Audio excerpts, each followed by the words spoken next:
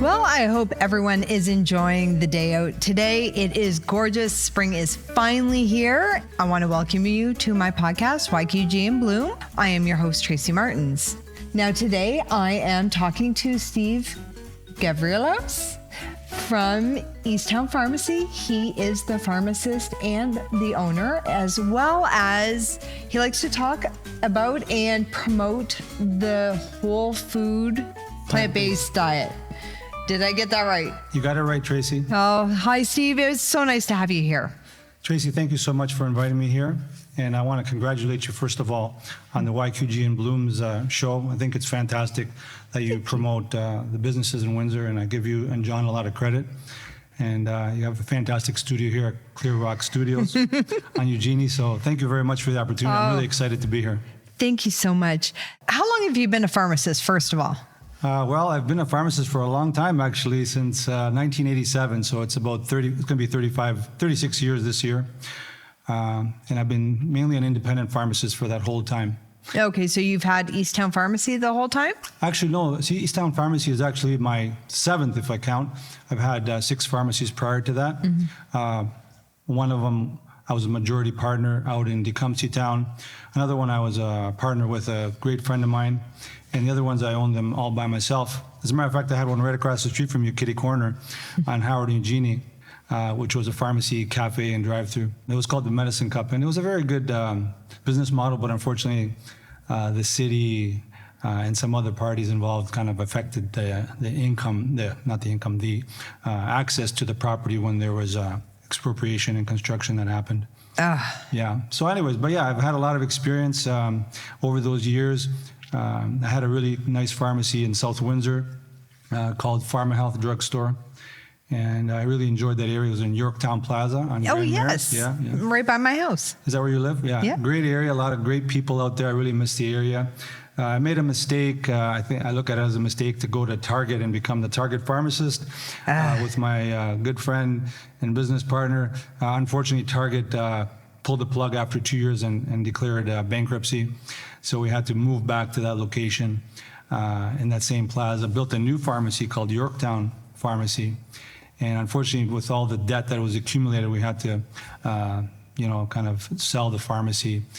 And since that time, I've been at Eastown Pharmacy on the East End, Tecumseh and Lausanne and Eastown Plaza. It started off very slowly, but it's finally picked up after 5 years, I have to say. So you got to be patient. Always. And I mean, patience is a virtue that I don't have. So I know. But you provide lifestyle medicine and healthy choices to your customers as well, which is great because usually when you have doctors and you have pharmacists, it's all medicine, and they're leaving out the important part, which is your lifestyle and what you put into your body on top of the medicine. You're absolutely right. I mean, to be fair, there's not a lot of whole lifestyle and nutrition courses in medical school and pharmacy school. But what I do is, because of a personal health journey that I've been on for the last 6 years, I've learned about nutrition as being, the core thing you can do to maintain your health and also to reverse many common illnesses. So I'm really a traditional pharmacist that dispenses medication. Does the counseling, all that stuff. And just to add, recently pharmacists in Ontario are now authorized to prescribe for minor ailments, which is kind of exciting. Yes. Allows more access for patients that need these minor ailments. But also I'm what you call a lifestyle medicine pharmacist as well. And that's exactly what I do is I promote whole food plant-based nutrition and lifestyle changes. Now, what started you on that journey? Yeah, it was, like I said, a personal a health scare that I had back in 2017. I developed what's called ischemia, shortness of breath due to poor circulation to my heart. And, instead of following the traditional route of getting an angiogram, possibly a stent, possibly bypass, I actually discovered a fellow physician in the United States. I found him online. His name is Dr. Caldwell B. Esselstyn at the Cleveland Clinic. And actually, he's have one of the video here. It's called Forks Over Knives. So he's one of the stars in this one, along with many other plant-based physicians. There are physicians that promote a whole food plant-based diet. And so I went to a seminar there in 2017, and make a long story short, there I was actually able to reverse my heart disease in about 6 months. I don't know the severity of it because I didn't get an angiogram, but I couldn't walk across the street. And so heart disease in the United States is the number one killer of men and women. And in Canada, it's actually number 2. Cancer is number 1. So I was very fortunate, and I thank God and Dr. Esselstyn for having this thing that's available to so many people. And if anyone gets a chance to watch Forks Over Knives, it really is good. I've seen that on one of the streaming services. I'm not sure which one because I know they all tend to change up, but it was really, really interesting. People that I know myself, I have a family member that has cancer, and the first thing the doctor in Toronto told them is get rid of anything white and get rid of anything that has sugar in it, because sugar, your gluten, your white pastas, your white rices, all feed cancer. No, you're absolutely right. I mean, food, besides being nutritious, it can actually create disease. Mm-hmm. So food does a couple of things. It actually can create disease, but it can also stop disease, and actually it can reverse disease.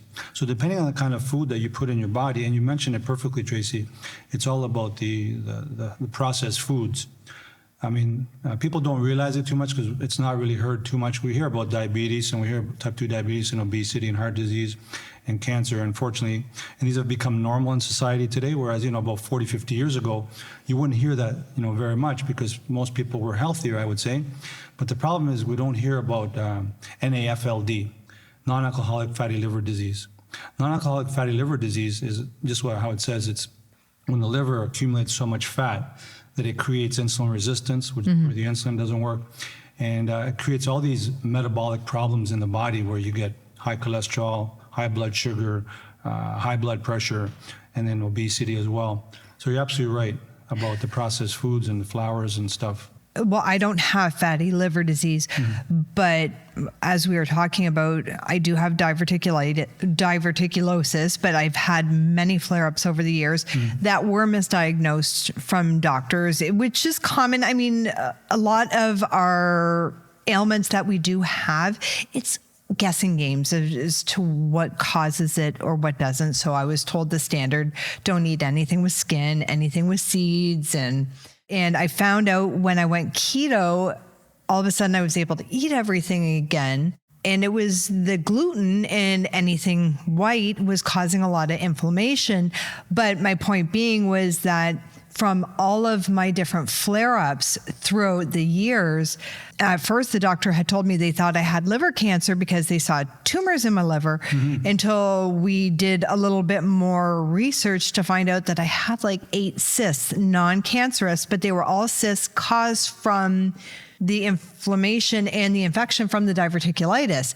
And that's when I started finding out that there's a lot that it can affect every organ that you have. And people don't realize that something that's intestinal can interfere with your heart, your kidney, your liver, your lungs, and it's all interchanging. Oh, 100%, yeah. So how do you find that the whole food plant-based diet has helped you? Well, other than, obviously, like you said, your heart. Yeah. Well, actually, it's helped me in many different ways. For example, I've successfully reversed my ischemia. And along that journey, I was also able to lose about 50 pounds. I used to be about 200, let's say 195 to 200. And when you adopt the whole food plant-based diet, what you're doing is you're sticking to the plants, which are, the fruits, vegetables, whole grains, legumes, and those are all very low in what's called calorie density. So calorie density, I mean, there's people that are always trying, I mean, it's a big billion-dollar industry, the weight loss and the vitamin industries. And, any kind of diet works, let's say a deprivation diet.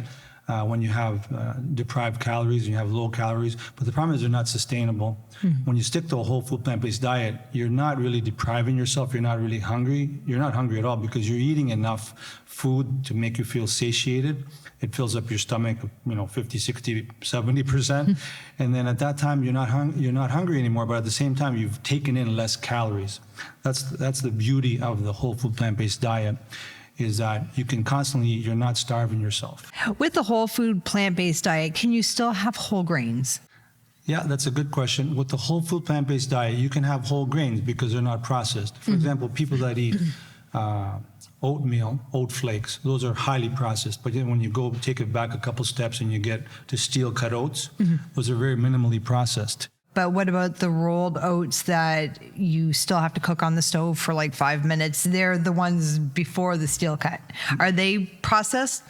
Definitely. I mean, things can be processed to different stages. For example, if you take an apple and you cut it into slices, that's the first step of processing. When you take that apple and you juice it, that's another stage of processing.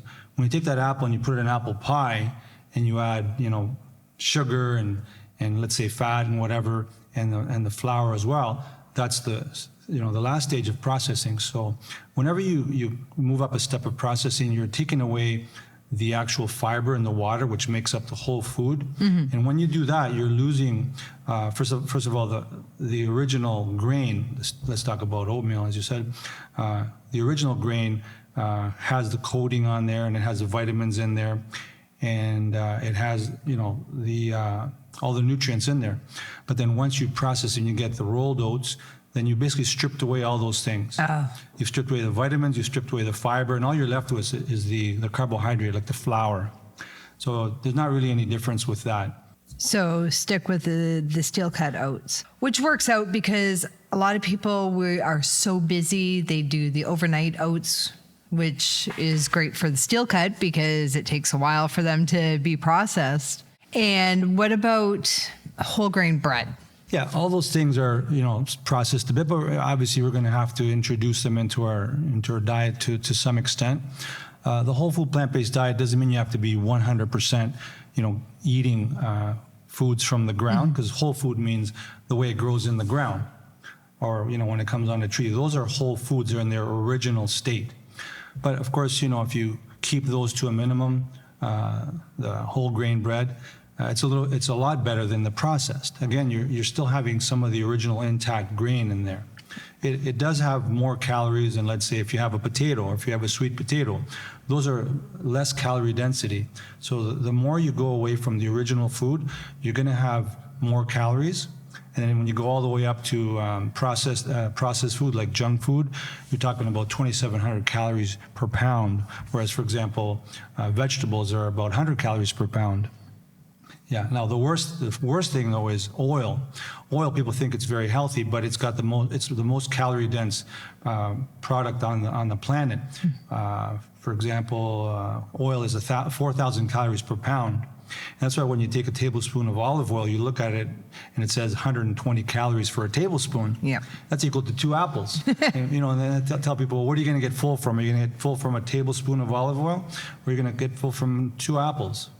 Yeah, minimal processed is the whole key. If you can go the most unprocessed, that's the best. Now, what is the difference between the whole food plant-based diet and, say, vegan? Being a vegan. Wonderful question.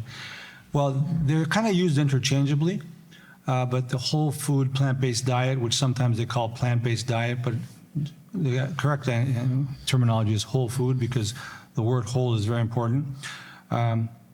Veganism is actually not a diet. Veganism is an ethical belief system to prevent cruelty and exploitation of animals.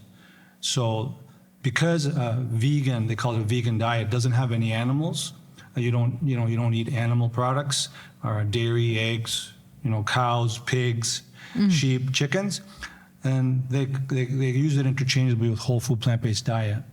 But the problem with a vegan diet, and I don't like to call it a vegan diet, but I mean, that's probably the more popular term, is that vegan diets can be just as unhealthy as animal-based diets. Definitely when you're following a whole food plant-based diet or vegan diet, you're not having any animal products, so you're going to be deficient in B12.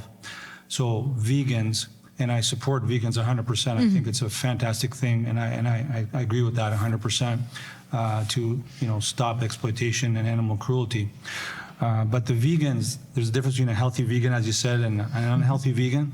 So the ones that are just doing it to save the animals and not participate in that, it's great that they're doing that, but they need to get more informed and more educated about what's good for them as well. So they stick to a whole food plant-based diet and add B12. Yes. Because you don't get the B12 if you're just sticking to plants. So it's very important that people supplement with B12. They don't need a lot. They just need about 100 to 200 micrograms a week.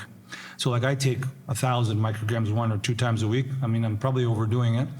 But you can't really overdose on B12, especially taken as a supplement.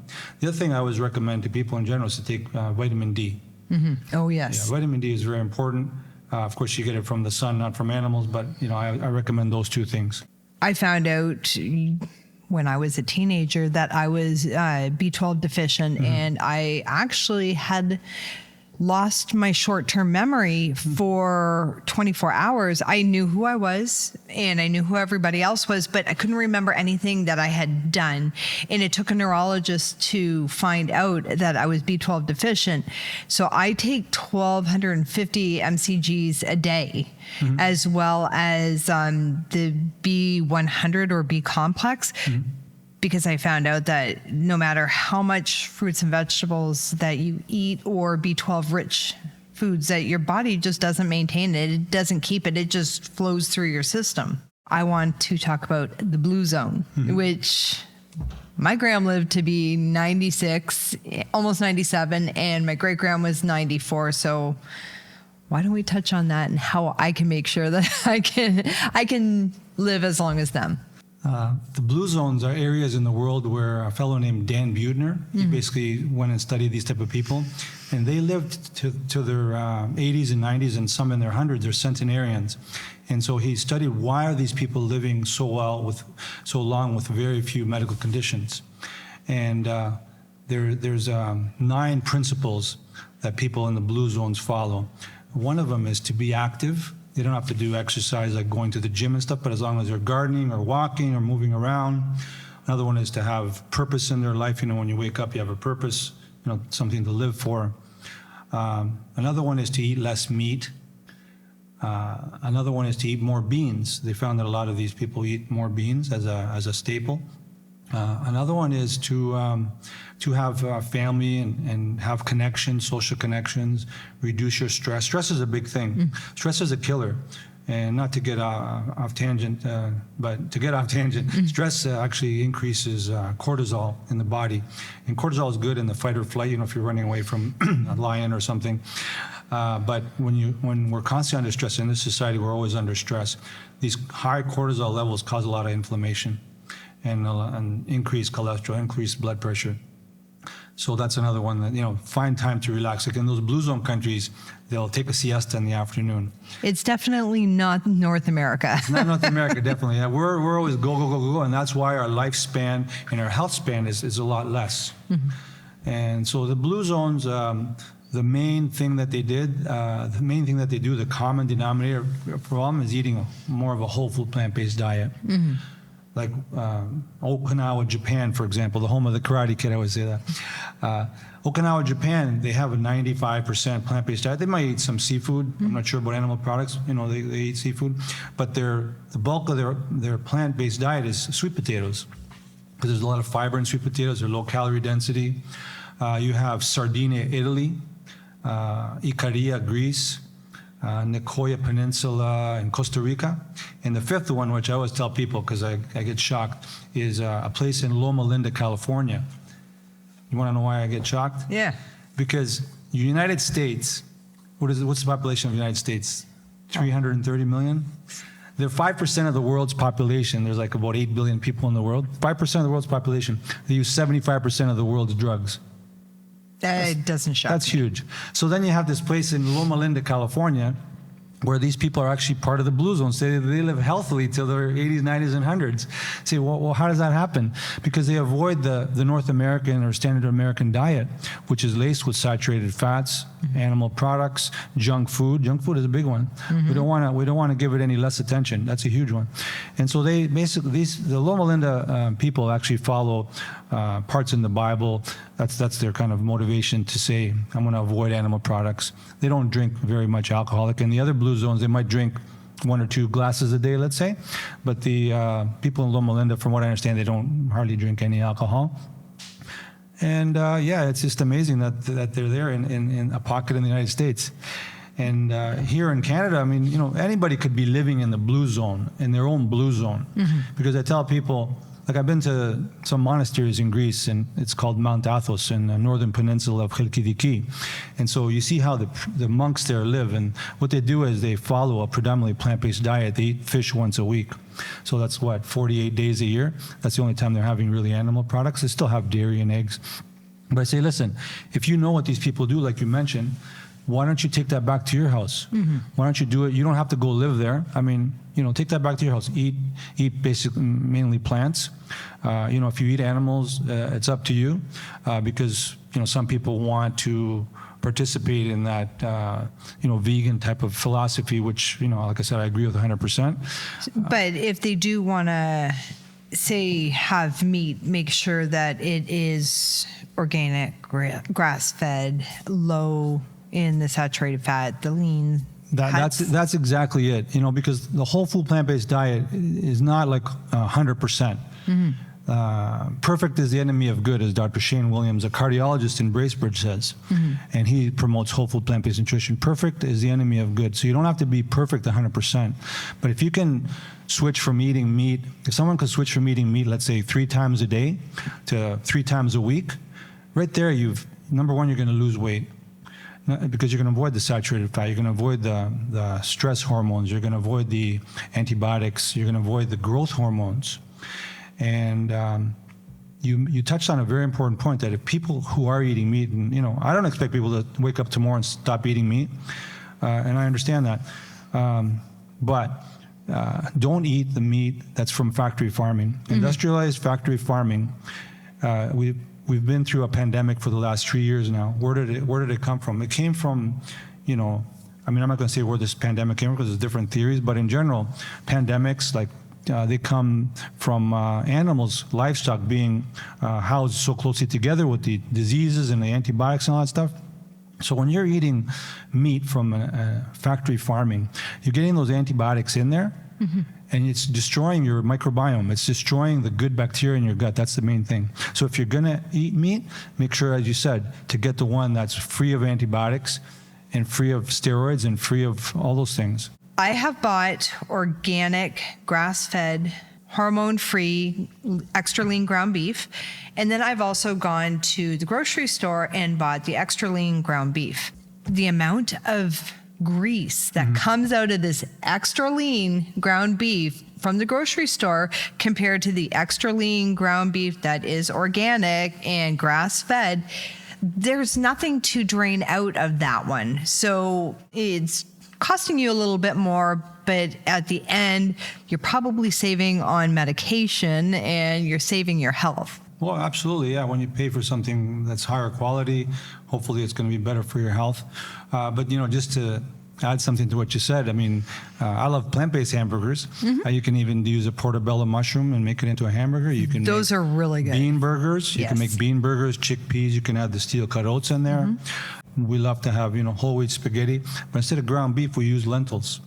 They're very similar in texture. Well, I'd say texture to ground beef. I'm just learning about legumes and lentils and that, and I'm actually really enjoying them a lot. Auntie Aldous out in Cottam, she makes a lentil meat, the meat pies, but the lentil ones, and you can't tell the difference. They're amazing. Exactly. It's not when you're eating animal-based product, like when you're eating a hamburger, let's say, you're not really tasting the meat as much as you're tasting all the condiments on top, right? You're tasting the bread, let's say, the tomatoes, ketchup, pickles, all that stuff, onions, and then you're like, oh, okay, this hamburger is great.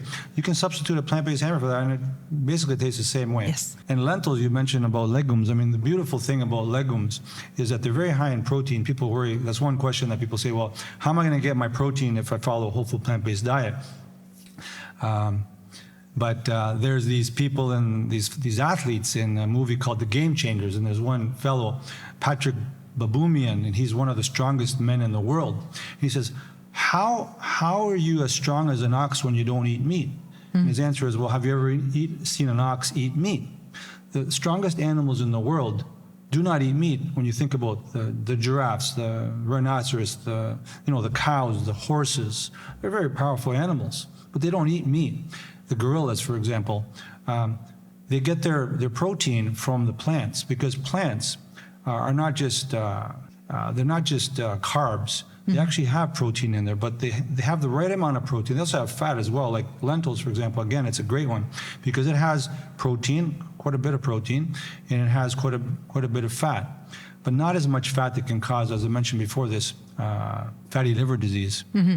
Now we're talking about this whole food plant-based diet and eating healthy, and even if you do cheat, how does it help with your gut microbe? That's a really good question, Tracy. It all falls into what you're eating. So if you're eating plant-based foods or animal-based foods, we said about animal-based foods, avoiding the antibiotics, avoiding the steroids, avoiding all that stuff.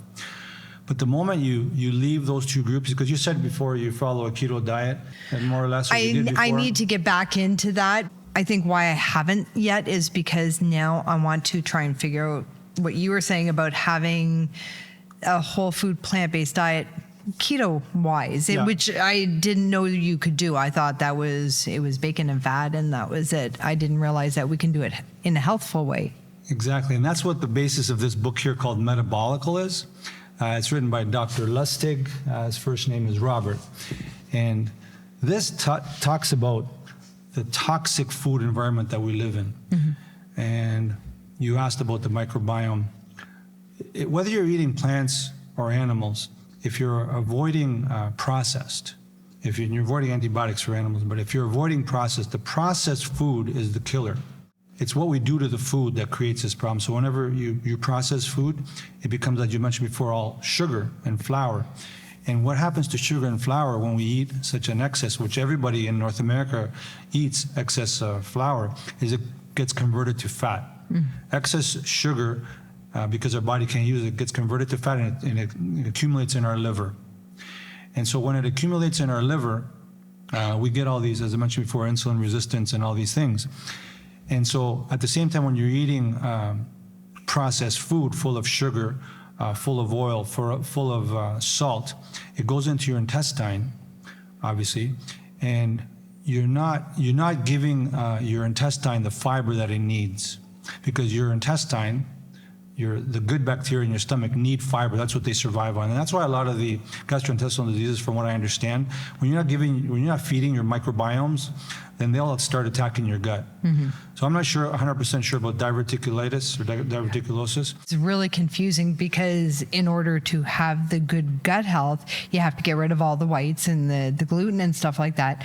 But the first thing they tell you when you go into a flare-up is basically eat like crap for a few days and get rid of all the fiber because you want to give your gut a rest. So it's hard to figure out how to do that. You want it to not have to work for a few days. So whether it's a liquid diet or craft dinner. What you're doing is you're going into a fasting state. So you're allowing, because once you go into that flare-up, you want to avoid, as I agree with you, like seeds and stuff like that. But the fiber, if a person's eating more of an animal-based diet, they don't have the right sufficient bacteria to digest the fiber. Their bacteria in their stomach wants animal products to digest the animal products. So the moment you give it fiber, you're right, it could have a flare-up. I think if you follow a fast, maybe a water fast or a juice fast for a few days, you got to be careful of fasting too long because your electrolytes could get depleted. But if you did it a couple days, maybe that would help as well.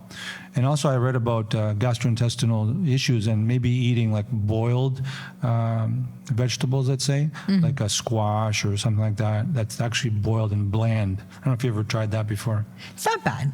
Yeah. Not bad. Better than nothing, that's for Yeah, sure. At least it'll give you something to fill you up. It's better than having just the liquid diet. Well, that's the thing. I mean, people can't sustain fasting. That's why there's a book called Fasting Mimicking Diet by a physician in USC in the States called Dr. Walter Longo. And he says that a lot of the ailments can be halted and even reversed, and actually increases longevity by doing a little bit of a fast for about 5 days. But instead of water fasting only, they actually eat low calories, like small amount of calories over those 5 days. And when that fast is over, what that fasting does, it actually improves your immune system big time. And once that's over, they just introduce like very light foods, like, you know, fruits and vegetables and stuff, probably like fruits and stuff. So yeah. Now, what are your thoughts on coffee? I need to ask this because that's just the one thing that I can't give up. Yeah, well, I mean, we're all addicted to different things, you know, like food. I only have 2 a day, so it's not bad. But is it okay to have on this diet? Tracy, you're human, you know. I mean, just so you know, I didn't come here to profess, follow some extreme. I'm learning a lot of stuff here, so I want to make sure that I'm doing it properly. So I think avoiding the caffeine is important because it can give you insomnia. It can raise your blood pressure. But if you go with decaf, because it tastes the same, you know, people want the caffeine in the morning. And I used to be like that too. But what I found is once you switch your diet from a diet that's focused on, let's say, fat and protein, you start having complex carbs. Like my diet is about 70 to 80% complex carbs, not processed carbs, and then about 10 to 15% fat and protein. Once you start getting those complex carbs in your body, you don't need coffee anymore because you have that energy all the time because your body runs on glucose, right? Not the glucose that's on the table, the processed sugar, but the one that comes from the whole plants. So when you're giving your body the fuel that it needs, you don't need the coffee. But yeah, coffee is a social thing. You want to have coffee with somebody, you know, you want to have tea, but I would say try to go with the decaf. The other thing, if people are trying to control their cholesterol, one thing that helps with cholesterol besides number one, avoiding processed foods and sugars, is reducing your fat intake. And actually, coffee beans have a little bit of fat. And so, of course, you know, most people don't do this because they want, you know, they're used to taking prescription medicines because our society is based on, you know, taking prescription medicines. I mean, that's the whole problem with the medical system. It's based on big food, big pharma, big medicine, and big government. I did know that there is a lot of grease and oils in coffees, various forms of coffee, and how you process it, because I did used to be a barista, but we used to love to have French press. French press is probably the best tasting coffee. It's the truest tasting coffee. But if you look at it, when you first make it, you can see that there is oils and grease, those little pockets up at the top. And I never put 2 and 2 together until just now when you said it, that it's probably not the best thing. And no, it's, as I mentioned, I mean, coffee beans are plants. And as I mentioned before, plants have oil in them, right? Like some have more, like avocado has a lot of fat, walnuts, seeds have a lot of fat. And other ones like celery have hardly anything, right? But a coffee bean is going to have some fat in it. Yeah. And that's why if you're following a whole food plant-based diet, 70-80% of your food will be carbs, 10 to 15 will be fat and protein, and that's actually what your body really needs. The protein, as long as we're having a variety again of proteins, you're going to have enough what they call essential amino acids, because all we need is 9 essential amino acids. And what I want to mention is, you know, before I went on a whole food plant-based diet, I thought I can't live without eating meat because, you know, I thought you need to eat meat to survive. I think a lot of people have that misconception. Well, that's how we grew up, especially in North America. You had your meat and potatoes. Yeah, you have to differentiate again what's processed, like a whole potato that comes from the ground that you boil or you bake or you make into mashed potatoes. If you don't process it by frying it in oil, then it's fine. It's a whole food. And once you cut your potatoes up, do you soak them and then rinse them out to get rid of the starches? Well, the potato is all starch. So there's a book called The Starch Solution by Dr. John McDougall. Starch is the mainstay of all these, like all these things that we're talking about plants, they're all starches. But the difference between a processed sugar and starch is the starch has all these glucose molecules connected together. And so your body doesn't get all that glucose absorbed at one time. And that's where people don't appreciate the difference between a potato and French fries. French fries are unhealthy for you, not only because they've been cut, but because they've been put in oil, so it's full of oil, and then they add, the salt on there. But actual potato is very healthy for you because it's very low in calories compared to potato chips, for example, or nachos or things like that. Potatoes, sweet potatoes, corn, I know you said it bothered you. Peas are another one. Those are all plants that have low calories, and yet they make you feel full and they give you the energy. That's excellent. Now, do you have a blog that people can follow? Because you are a font of information. Wow. And thank you so much. I don't have a blog, but I do have a website. It's just called EastownPharmacy.ca, and it's got my information on there of my personal journey and information about whole food plant-based nutrition. As a matter of fact, if people want to watch Forks Over Knives, I have it on there streaming from Tubi. It's free of charge. And EastownPharmacy.ca. And they can find you on Facebook as well. And you do have your own podcast, so we will be able to learn a lot more than just the few topics we were able to touch on today. What is that called? My podcast is called Plant-Based Wellness Forum. And I think I have 8 videos on there right now. And it touches on different things. It's not just about plants. It talks about health in general. And Plant-Based Wellness Forum actually is not just a podcast. It's also what I provide to people. Like I talk to them about whole food plant-based nutrition, lifestyle medicine. But I created this thing called Planting a Seed. And so the series under the Plant-Based Wellness Forum is called Planting a Seed. And I have different people that I've already interviewed. One, for example, is a physiotherapist. Another one is a chiropractor, acupuncturist. There's another fellow who is an athletic trainer, but he actually promotes a whole food plant-based diet. He's actually helped his health big time. And most recently, I had 2 interesting episodes with a 90-year-old gentleman talking about blue zones. He lives here in Windsor, and it just talks about his life and what he did to get to the 90-year stage, because he's 90 years old, he's healthy, he drives, he takes minimal medication. What did you do? So those are the kind of things I have so far, but I'm looking forward to the next one. Actually, we're going to be doing it here in Clear Rock Studios. I'm really excited about that. Now, where can we find it? It's under Plant-Based Wellness Forum on YouTube. On YouTube? Yeah. Okay, excellent, because I am going to start following that one, and I want to learn so much more about this, and I will definitely be having you back on here again. I want to thank you so much, Steve, for being on our show today, and it's been fascinating. Thank you, Tracy. It's truly been my pleasure, and I wish you all the best. And you know what? Hopefully, I'm going to look into the information about yourself, and I'm going to try to help you out as well. Well, thank you again, Steve. And my name is Tracy Martins. Thank you so much for joining me for another episode of YQG and Bloom, and I will see you soon. Have a good one.